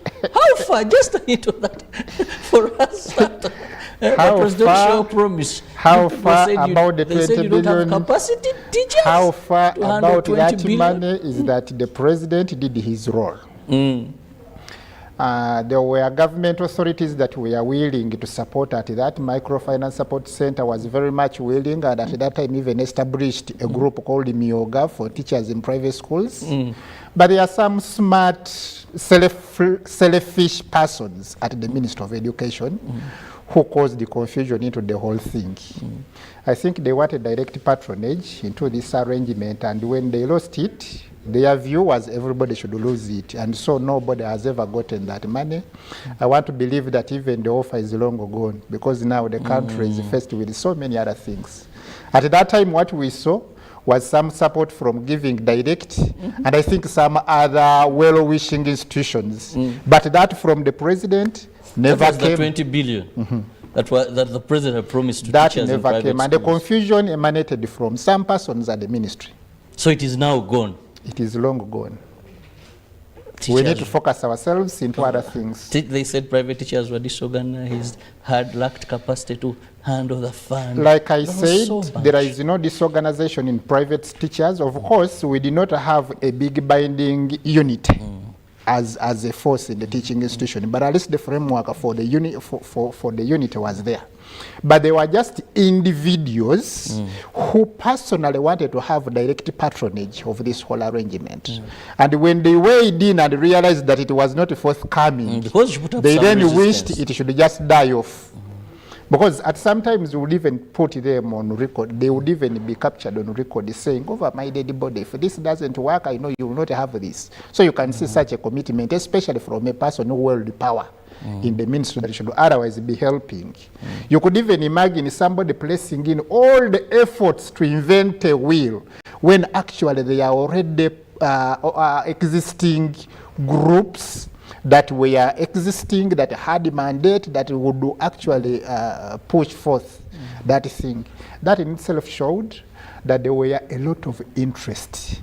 And of course, for our Uganda, wherever there is money, there are several players. Yes. So that is what happened. And Well, so sorry about that. I feel pity for the teachers in Sure. private schools because this was to bail them around COVID-19 times where those in government were getting salaries, but our brothers and sisters in the private sector were not getting salaries because the owners of these schools were not teaching for a period of about 2 years. Now, coming back to today's topic, why has education become so expensive in Uganda?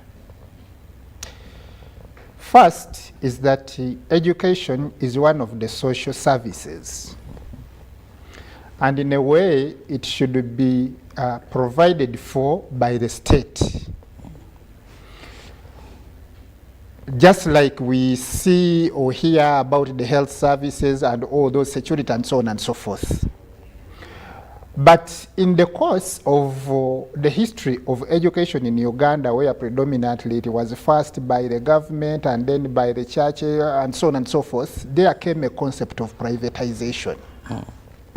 And since the coming of the concept of privatization, we saw the coming in of private players to do a role that otherwise the state should have been doing, of providing education. Meanwhile, the basic fact is that whether private players or not, their role is merely a supplementary, but fundamentally it's a function of the government to provide this education. And so, even when there comes private players, there should be regulations and other things. So we saw the emergence of private schools. We saw Minister of Education and Sports trying to put forth what they call the guidelines for operations of private schools and so on and so forth. And then several investors coming on board. Now, you clearly know that there has also been conversations at the level of the ministry to attempt to curb the soaring costs in terms of school fees, to the extent that they even go forth to say that if any school that wish to increase fees, you should first seek permission from the minister and so on and so forth. Yes. All those conversations. And now we arrive at that, there is PTA, that all those conversations have happened. But one true thing that is real is that those have merely sounded and appeared to be populist attempts. Populist in a sense of giving a soothing environment, a soothing feeling to a parent to imagine that honestly there is care. But unrealistic to the extent that whatever has been talked about can never come to pass in the circumstance where we are. What is the circumstance because what is happening, that you say where we are today? That what is happening is that a private education provider is exposed to the market where he solicits, where he buys the input he uses to provide the education. For you to establish a school, you have to have a structure, a class block, and so on and so forth. You would have to have the manpower. You will have to have all these other ingredients, scholastic materials, the feeding, and all those things. The costs of any of those items I have talked about has never been regulated. Up to now, the cost of establishing a structure is continuously and persistently increasing. If you used to have a Sinotrack of sand, maybe 5 years ago, at about $1 million shillings, today it could be over double of the same costs. Similarly, when schools open, now there is what they call school feeding policy. And most schools, especially boarding, of course private schools, many of them are trying to put forth a section for boarding. So they have a boarding section. Look at the cost of, just the cost of feeding children.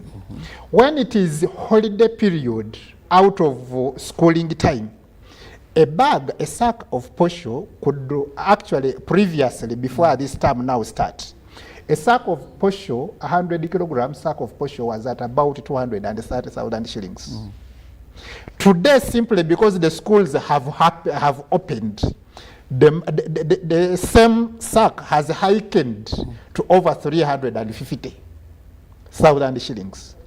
But this school manager has to buy all that at that high cost to be able to sustain the children. Now, what does that eventually mean? It means that his or her cost in offering the education has inevitably gone high. And because it is a private business, because that is what now the government is setting, because it's a private business, somebody would aim, first of all, to recover the input, the costs, but also to make a profit margin over and above that cost. So that has explained the unending increments term per term of the school fees. And until we answer that puzzle, we can never go about to say we are going to regulate school fees. It can never happen. Then the other very important thing, like I said earlier, is that it's a primary function of the government to provide education. Today, government is possibly one of the biggest unit with the largest number of school establishments. So many primary schools, so many secondary schools, and so on and so forth. But look at those primary, secondary government schools. They are deplorable. None of the Ugandans who has an advantage of some small money would ever wish that his or her child got that neighboring UPE school. Not even the managers in our education system go to Minister of Education and ask any one of them who has a child in a UPE or a USE school. Nobody is there. So what would have been the alternative good? So the alternative good would only be seen when we are seeing government deliberately making efforts to improve its own schools. When the government improves its own schools, it means that a large number of Ugandans would then opt that their children go to those schools. So even the level of competition between the government schools and the private schools would really die off. I mean, nobody would just be willingly there to say, let me go and pay exorbitantly in a private school, when actually there is a government school which is free and is offering exactly the same quality education. But because the government has neglected its own schools, then it has forced all Ugandans to imagine of going into private schools. And now that creates that sense of the sense where now some unscrupulous Ugandans cheat from these people who are yearning to go and seek their service. While you're still watching UBC TV, this is Good Morning Uganda Agenda. I am with Mwamura Juma, who happens to be the General Secretary, Uganda Private Teachers Union. We are looking at schools opening for Term 3 and parents decrying high school fees. Well, wherever you are, still this affects you. One told me, even as we take children in international schools, still the cost is high. So wherever you are, you may be feeling the pinch of this, unless your children are in UPE schools. But even there, of recent, I had reports that even in UPE now, there's some monies that are being paid. That is the thing. And to some parents who went there, thinking that maybe this I can't afford. Even UPE is becoming hard because of the technicalities now involved. We need this amount of money to buy porridge. We need this amount of money to buy beans. Then you have to cook for them this. We need firewood. At the end of the day, parent has to cough 200 plus. 200 plus. Now, if you have your 6 children in UPE. In a distressed economy. In a distressed economy. Still, you may find them out of school. Now, Mwamura. Yes. All these schools teach the same syllabus, except for international schools. Yes. You've talked about costs, saying they are never stagnant, so we can't have a ceiling on how much should be paid. But then their school fees still vary. For example, if you have a St. Mary's Chitende, you may find another school, maybe Namiryango College. The other one is traditional, government aided somehow, this is private, but you may fail to find the balance in school fees. Sure.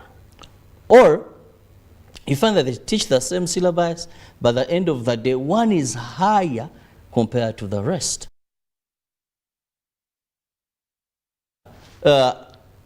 If you said, let me sample Kampala, schools in Kampala, you still find there are those that seemingly offer the same services, but slightly low. Those and others are extremely high.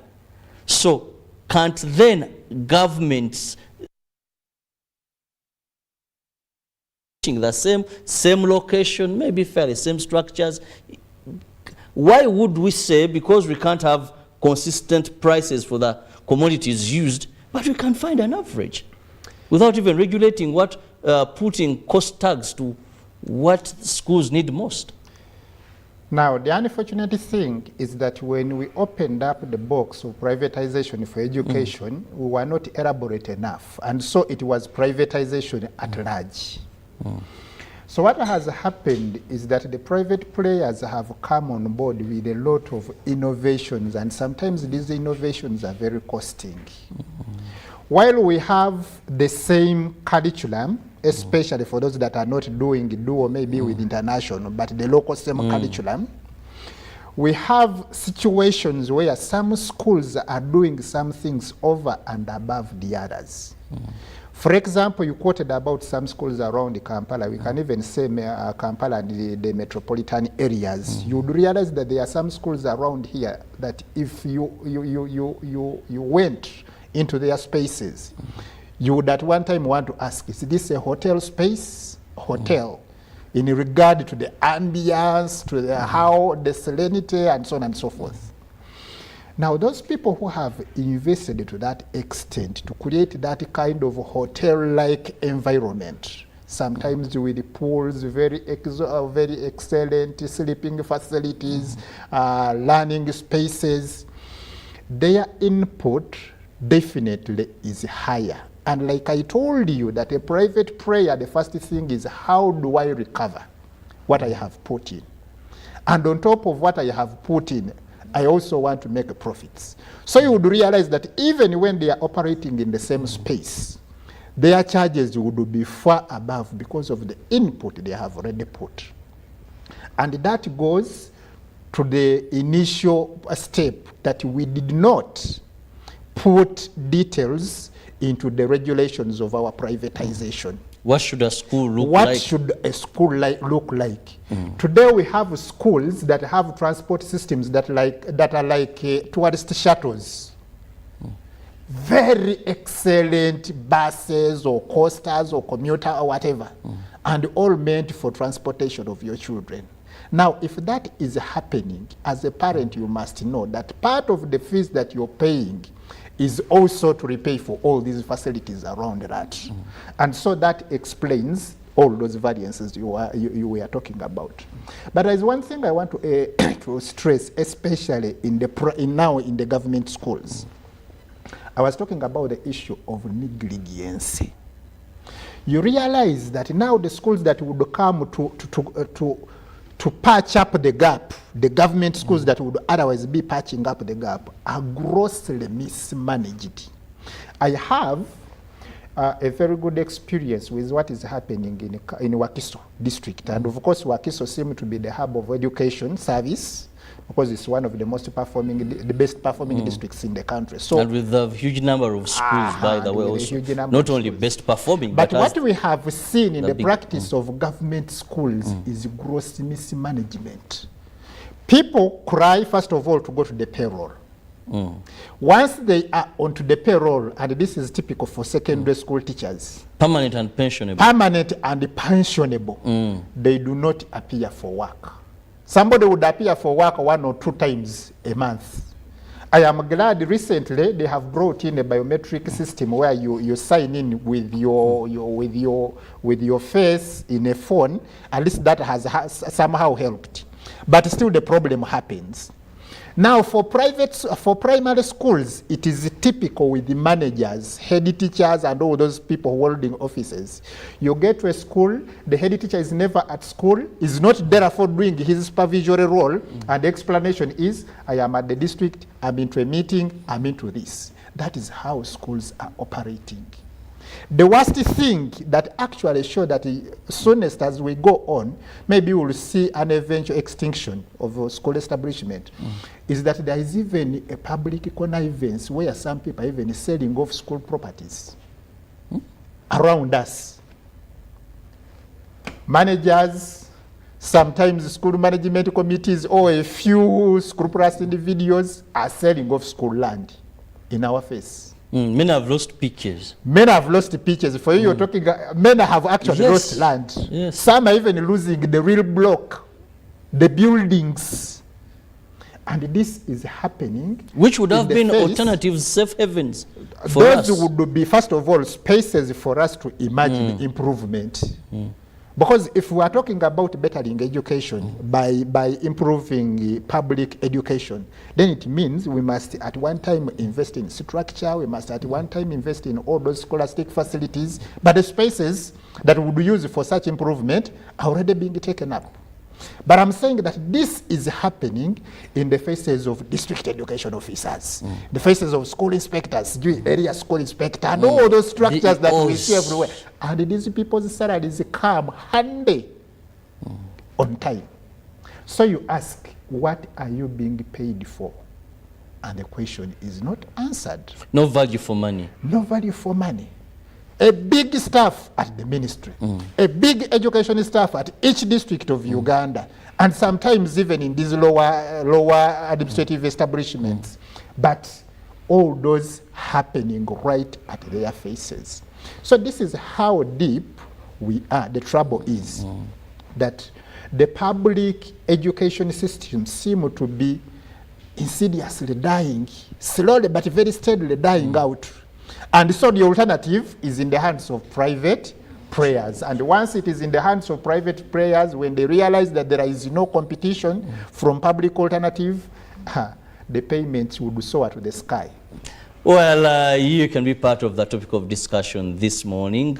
Parents, guardians, we want to get your views regarding the current situation, where, according to my guest, it seems we have no alternative, because there would be alternative for any good monopoly. Because now when we talk about private schools, knowing that not so many Ugandans who can give their leg and arm to pay fees for their children would look at UPE as an alternative.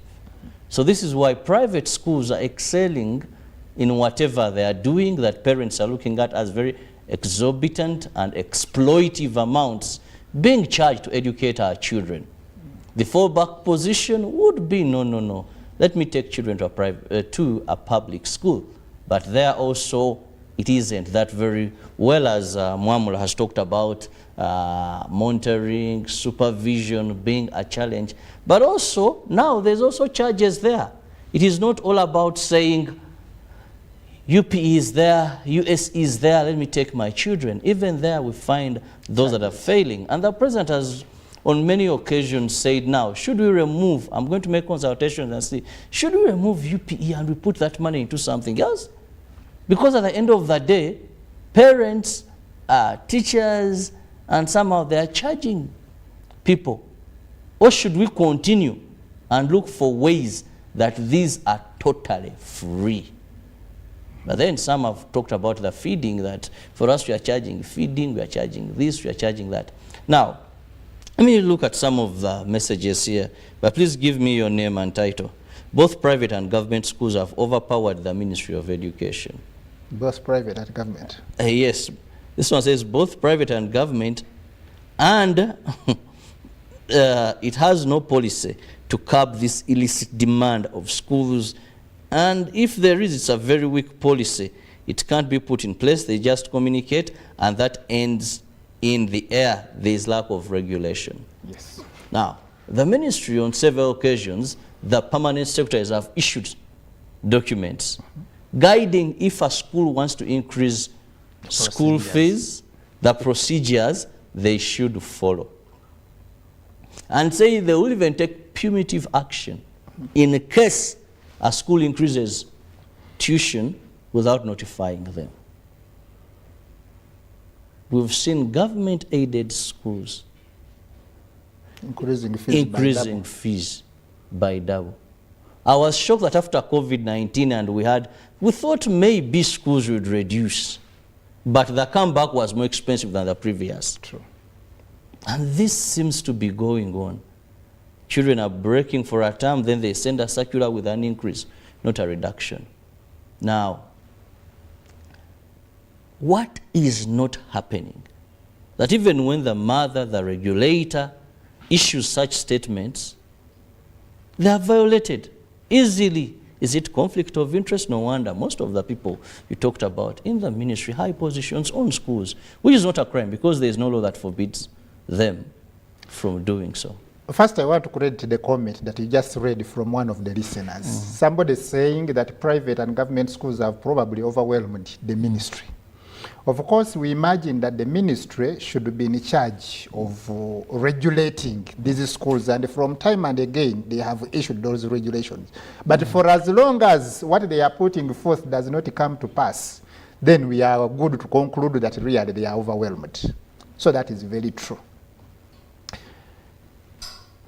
The attempt to increase, to regulate payments, can even be seen from the government schools yourself they just talked about.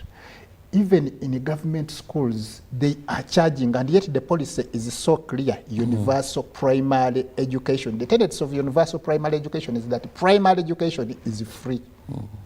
But across the board, let somebody do a sample, for example, in Kampala and Wakiso schools, these near schools around here. There is no one single UPE school where charges are not put.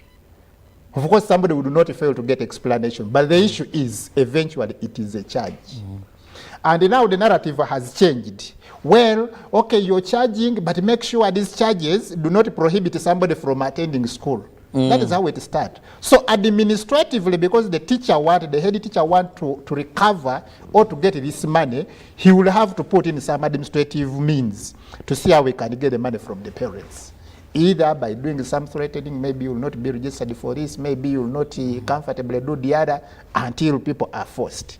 So those are some of the things. Now the other thing is that I want to believe that the ministry is so much comfortable in the ST offices without a clear touch with the realities on the ground.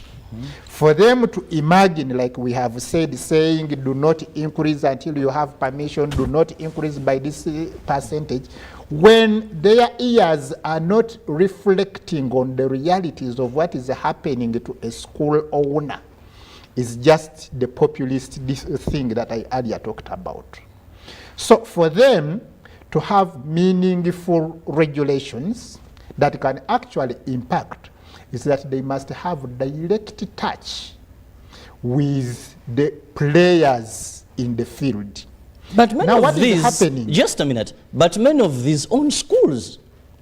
That is the other thing, of course. They own schools, so what reality are we talking about? Right from the ministers to all those middle people up to the lower levels. Many of these who retire go back to schools. I've interacted with many, Commissioner Mukasa Rusambu, former.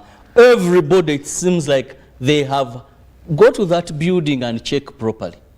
Maybe the lower ranks. Our ministers in the ministry, I said this is not illegal in any way. It is okay for you to be working in the ministry and own a school. Maybe you also need to add on that their own schools are also one of the most expensive schools. That is from you.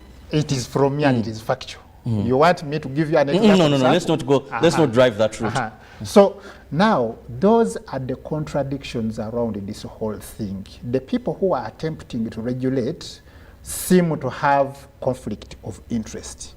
And we have also let education in private schools to go out of hand to the extent that now we have what we call a breakneck competition. This one is even evidenced in moments when exams results just come from UNEB. People will flock TVs trying to evidence how many first grades they did get, how many so on and so forth. They unfortunately did not even show us how those first grades translate into the real life that we live after school. But you would realize that there is a high sense of excitement soonest after release of UNEB examinations. So that is how far, and eventually, therefore, what we are seeing is school proprietors trying to use all odds to make sure that they to have the money that is enough. You would even imagine, you would start thinking that part of these regulations are perhaps aimed at targeting some of the would-be competitors around the establishments of the people in charge. So that is how far the problem is, and therefore that when we are to get a solution, we really have to sit and think of a compound solution that would address all those things. We need first to begin by government itself prioritizing and investing enough in its own institutions, such that the pressure and the monopoly that seem to be enjoyed by private players is reduced.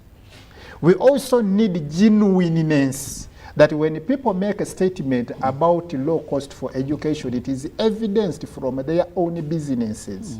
If you're a minister, if you're a director, commissioner, and you're speaking about what you do not practice, it becomes unimaginable for somebody to think that an employer, a school owner in the Kabarole district would really take your word to the latter, when you yourself, you're not practicing what you're trying to talk about. So that is how big the thing is. But to the Ugandans, one, inevitably we all need the education. And therefore we must engage ourselves into education of what do we deserve. We need quality education. We need quality education, not just passing for through our school. children. So we need to start pressing to our legislators to prioritize education. By the way, education sector is one of those departments, the national votes, that have the biggest amounts of money, the biggest allocations. But possibly this money is not answering to the real need. It is going into those salaries of scientists against the others, but you continue to see through those schools of the government where the salaries are well paid, the performance is very miserable. So we need to rethink of the resources, first of all to increase it, but also to make sure that it is optimally put into areas that would bring results. Now, a very interesting one, those saddens. No solution to school fees. Let the rich kids get better education and the poor will suffer. Mujurizi from Mbarara. Apparently, that is the painful fact as of now. And as he may not, of course, education, when it is good and across the board, is an equalizer. But also when it is in such a moment, such a situation where the rich have the quality and the poor have the very poor one, then it is in itself a basis for creating a future social divide in our community. We are going to have those who really are educated, and we'll also have a lot of those who went through schools but never attained what they should have gotten from school. And that is very detrimental, that is very risky and deadly for our Uganda. Well, we must leave, but before we get out of here, what could be the possible solutions? Because we want to keep hope alive. Sure. For me, about two things. One is we need a meaningful engagement between the authorities managing education system in the country and the players. Players means private providers in this regard. At the Ministry of Education there are some individuals who are doing a very great work and have already been enlisted as the people for consultations whenever conversations for provision of private schools are happening and so on and so forth. That is so good. But I want to imagine that there are so many others beyond those few persons who could possibly be having friendly engagement and attachment with the managers. So broaden the basket of engagement. The other thing, and the most important, let us not forget that it is a duty of the state to provide quality education to its citizens. Therefore, we request that the government prioritize providing education. through appropriate funding, which is enough, sufficient, but also placed in areas that bring impact. Yes. Well, thank you so much, Mwamura Juma, General Secretary, Uganda Private Teachers Union, for your time. And we can say, let's keep hope alive. Please take your children to school. Education is a sacrifice. Let's go and play with. Then they allow our children in. Maybe over time, these conversations can continue happening. But for now, as parents, let's embrace humility, engage school owners, go explain to them the situations, and we request that the school managers can also be considerate and realize that the situations are not good. So if somebody has gotten something so small, or he has an explanation of our ability to provide in the near future, kindly allow, because that is where we are, and we really wish for our children to have the best. Thank you so much, Mwamura, and of course our viewers. Ruben has to take us through sports updates. See you in the next hour. Good morning.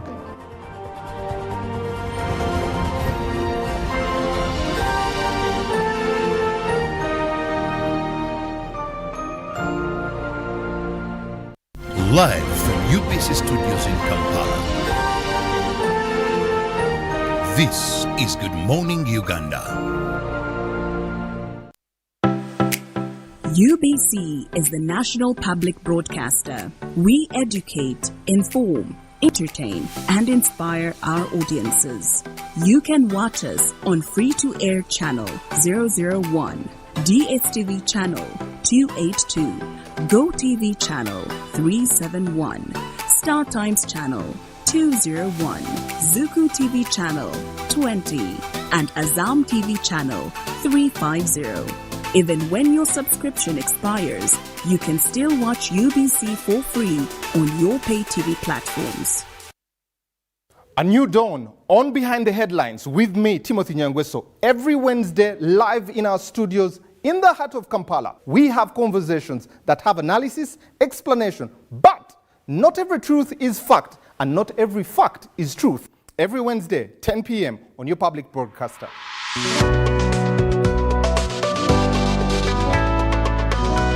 All on your public broadcaster, UBC, inspiring Uganda.